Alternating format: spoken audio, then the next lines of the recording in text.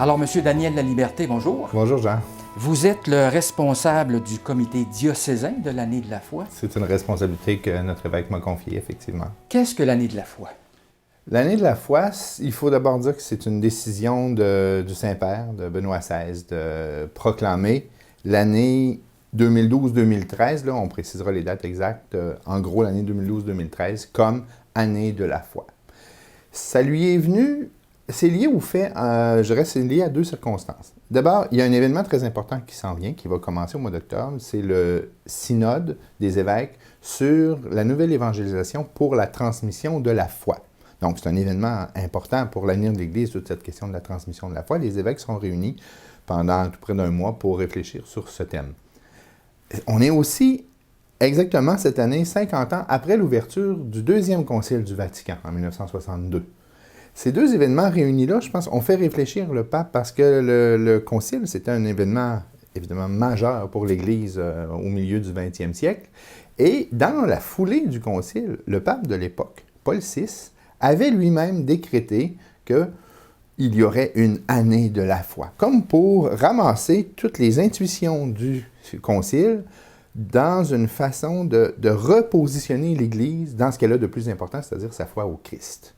Le pape Paul VI avait proclamé ça, et comme on est 50 ans plus tard, et comme le synode porte sur le thème de la foi, il a décidé de faire converger tout ça pour proclamer une année de la foi, qui va s'ouvrir le 11 octobre en même temps que s'ouvre le synode, et qui durera un petit peu plus qu'un an. C'est une année de 13 mois.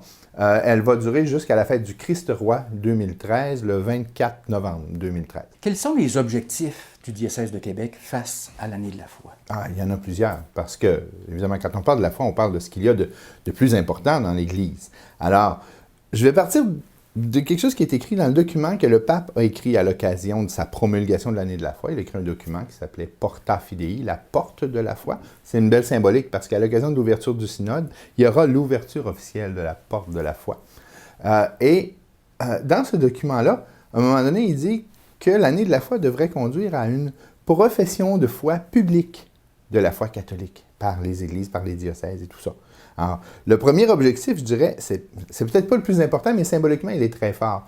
Ce qui sera vécu au fil de l'année de la foi devrait aboutir à faire en sorte que les fidèles, les chrétiens, les disciples du Christ de chacun des diocèses soient invités à faire une profession de foi publique solennelle.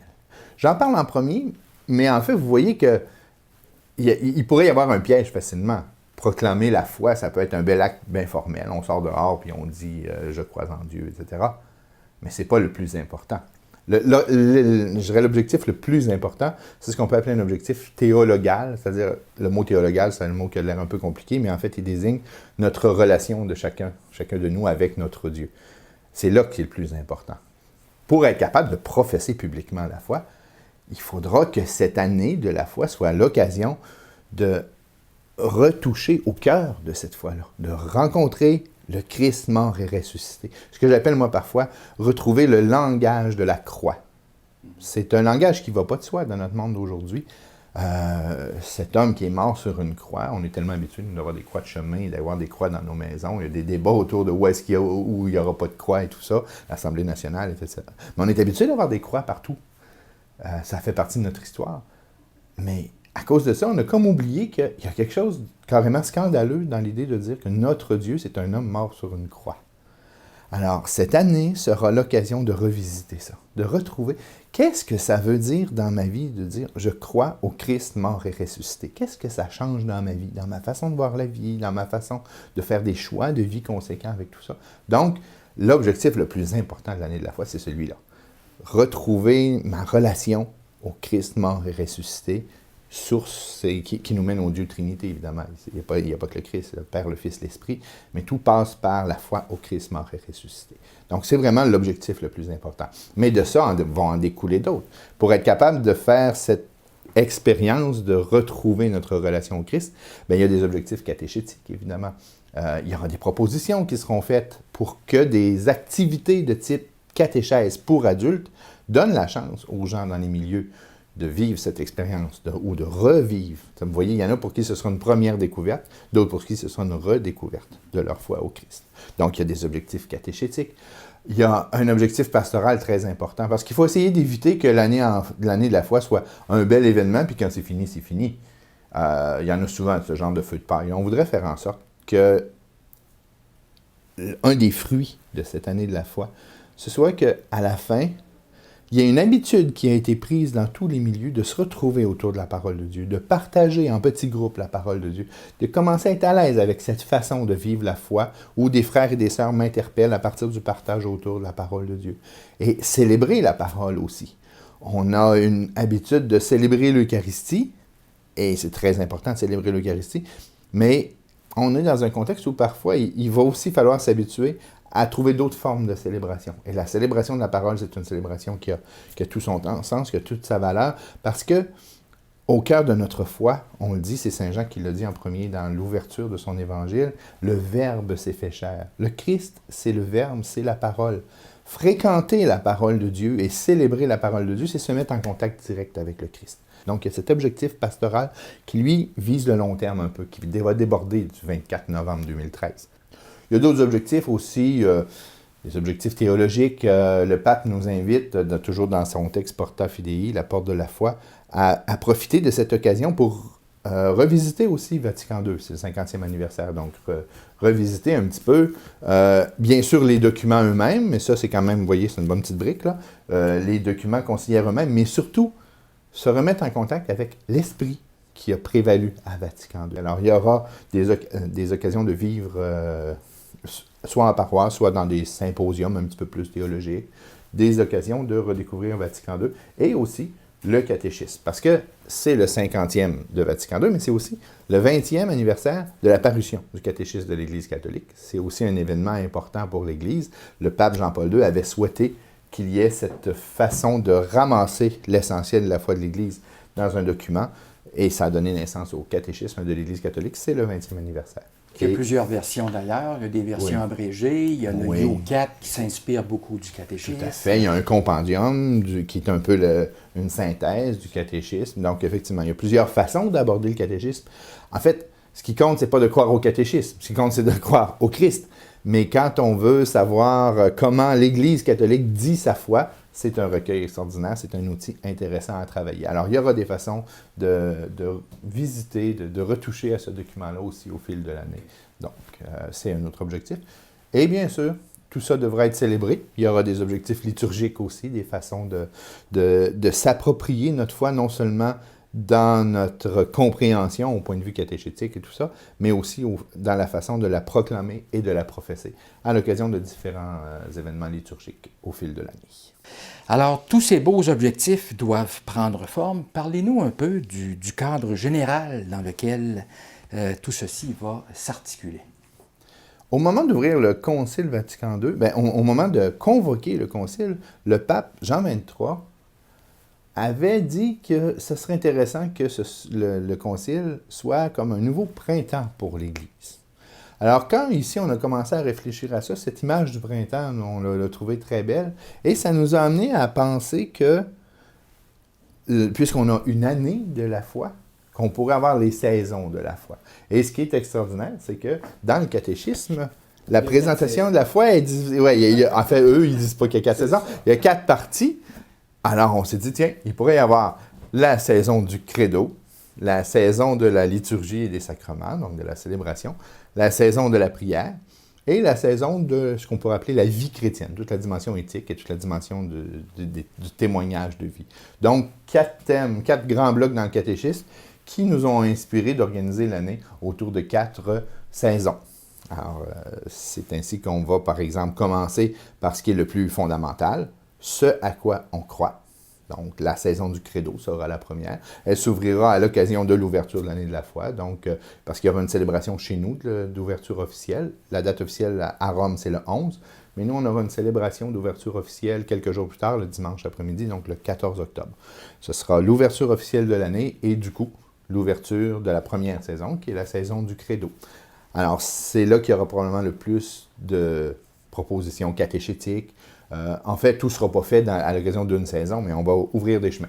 On va commencer à revisiter le cœur de notre foi chrétienne. Vous savez que dans nos milieux, dans le diocèse de Québec actuellement, ils ont une nécessité de s'habituer à se fréquenter. Hein. On a eu l'année passée une grande opération pour inviter les paroisses à se fréquenter dans des grands ensembles qu'on appelle des communions de communauté. C'est un travail qui est important. C'est nécessaire de passer par là, mais la plus grande communion, quand on dit communion de communauté, c'est d'abord la communion au Christ. Tout ça n'a pas de sens, les communions de communauté, si on n'est pas d'abord chacun en communion avec le Christ, qui nous invite ensuite à la communion fraternelle. Ça devrait aboutir à quelque part vers la fin de la saison du Credo, donc quelque part en février, parce que le passage d'une saison à l'autre sera l'entrée en carême. Donc quelque part en février, à quelque chose comme la mise en évidence d'une croix. On l'a dit tout à l'heure, je parlais du langage de la croix. La croix sera quelque chose de bien important. Un peu comme il y a la croix de la JMJ, il y aura peut-être, je dis peut-être, c'est encore des idées là, mais ce sera un beau symbole, qui est la croix de l'année de la foi. Ensuite, on entrera dans la saison de la célébration, donc liturgie et sacrement. Pas surprenant que ce soit là que ça arrive. Le carême, les jours saints, donc le Triduum pascal et le temps pascal, c'est là que se concentre ce qu'il y a de plus important dans ce qu'est la foi chrétienne et dans la façon de le célébrer. Donc, c'était tout justifié de considérer que ça puisse être la saison de la liturgie et des sacrements. Ce sera là l'occasion, bien sûr, de continuer la dimension catéchétique, de la transposer dans une dimension liturgique où il y aura des suggestions d'aménagement pour que ce soit bien manifeste dans notre façon de célébrer, tout particulièrement cette année. Et aussi, j'en profite pour dire que il y aura probablement quelque chose de fort au plan médiatique dans cette saison-là. Parce que si on parle de saison de la liturgie et des sacrements, vous savez que les sacrements, c'est encore l'interface la plus forte de la population avec l'Église. Il y a encore des demandes de rites qui continuent pour les baptêmes, les mariages, etc. Et l'Église fait une grosse réflexion actuellement sur la façon dont sont célébrés ces rites-là, sur la façon dont ils sont demandés par la population et la façon dont ils répondent. Est-ce qu'il n'y aura pas un repositionnement important que l'Église devrait faire? Parce que plus ça va, plus on a le sentiment, sans viser un individu en particulier, de façon générale, on a l'impression qu'il y a une distance de plus en plus grande entre la foi qui est professée dans ces gestes-là et là où en sont les personnes qui le demandent. Je ne veux pas critiquer la façon dont les gens croient, ils sont où ils sont au moment où ils font la demande, mais il y a une réflexion à faire là-dessus. Et les choses ont changé au fil du temps. Et il me semble que ce serait pertinent de profiter de cette saison de la liturgie et des sacrements pour que l'Église dise un peu plus clairement sur la place publique quand on célèbre un baptême. Voici ce que ça veut dire. Quand on célèbre une confirmation de première communion, quand on célèbre un mariage à l'Église, quand on vient faire des funérailles dans une Église, voici ce que dit l'Église à cette occasion-là. Donc, il y aura une opération médiatique pour mieux faire connaître la proposition de l'Église autour de ces rites, de ces célébrations de sacrement. C'est la deuxième saison, je dis vite. La troisième, c'est la saison de la prière. Là, on arrivera à l'été. Alors, c'était moins l'occasion de vivre des démarches de catéchèse et tout ça. On a eu une idée intéressante. On a plein de sanctuaires, on a plein de chapelles, d'adoration, on a des croix de chemin partout. On a pensé que ça pourrait être une saison de tourisme religieux. La proposition qui sera faite, ce sera tout à fait... bien sûr, tout ça est toujours facultatif, mais on a pensé publier une carte des lieux d'adoration, des chapelles et des chemins de croix et tout ça. Et donc, suggérer aux gens de profiter de leurs vacances d'été pour quand même rester dans l'esprit de l'année de la foi, dans cette dimension spirituelle de la saison de la prière. Elle s'ouvrira par la fête du Très Saint Sacrement, par une célébration où il y aura adoration à la cathédrale. Et ça, ce ne sera pas seulement à Québec, parce que c'est une demande du pape qu'à l'occasion de la fête du Très Saint Sacrement, dans toutes les cathédrales du monde entier, il y a un temps d'adoration. Ça tombe le 2 juin, si je ne me trompe pas. Et donc, à cette occasion-là, ce sera international comme événement. Et pour nous, ce sera l'occasion d'entrer dans notre saison de la prière, qui devrait se conclure par quelque chose qui sera proposé pour être vécu localement dans les communions de communauté. Il y a des croix de chemin partout, comme je l'ai dit. Alors, pour faire un genre de petit pèlerinage autour des croix de chemin de chez nous. Et ce serait vécu à l'occasion de la fête de l'exaltation de la croix, le 14 septembre 2013. Vous voyez, on est toujours autour de la croix. C'est toujours notre image forte. Celui qui nous réunit, c'est celui qui est mort sur la croix. Et la dernière saison, la saison que j'appelle celle de la vie chrétienne, il y a toujours 2 dimensions que j'associe là-dedans. Donc, il y a toute la dimension éthique et il y a la dimension du témoignage. J'aime à dire que les 3 premières saisons sont celles où le Christ entre chez nous par la foi, par la prière, par la croix, etc. Et la 4e, là, ça exclut pas les autres, mais ce qui sera plus manifeste, c'est que le Christ sort avec nous. Donc, cette dimension plus de témoignage, il faut assumer que quand on est un chrétien, à quelque part, ça doit paraître. Ça doit changer quelque chose dans notre façon d'être. Et la 4e saison sera l'occasion de manifester ça de façon un petit peu plus clairement. Et c'est bien sûr pendant cette saison qu'il y aura, ça va de soi, là, ça va avec, la profession de foi publique, qui sera comme le point culminant juste avant de faire la clôture officielle de l'année de la foi. Au fil des années, il y aura certainement d'autres activités ou des choses plus particulières. Oui, bien, en plus de ce qui sera caractéristique de chaque saison, puis de chaque passage d'une saison à l'autre, il y aura aussi au fil de l'année, j'ai évoqué tout à l'heure la possibilité qu'il y ait quelques symposiums théologiques sur Vatican II, sur la catéchèse, etc. Mais ça, vous allez dire, ça peut apparaître comme un peu des réflexions de spécialistes. Mais on veut aussi mettre la chose sur la place publique. Que l'année de la foi ne soit pas que une réflexion à l'interne des catholiques. Par exemple, le logo qu'on va utiliser, il va porter une question, mais une question qui va bien sûr s'adresser aux fidèles catholiques eux-mêmes, en quoi et en qui je crois, mais qui sera présentée d'une façon qui pourra interpeller les autres. Et toi aussi, en quoi tu crois? En quoi tu mets ta foi aujourd'hui? Donc, il y aura une dimension de communication plus large. Et dans cet esprit, on veut organiser aussi, au fil de l'année, des débats, des panels, des conférences autour de, par exemple, un thème très important. Y a-t-il des raisons de croire aujourd'hui? On voudrait faire une série de conférences ou de débats autour de ça. Des raisons de croire en 2012-2013.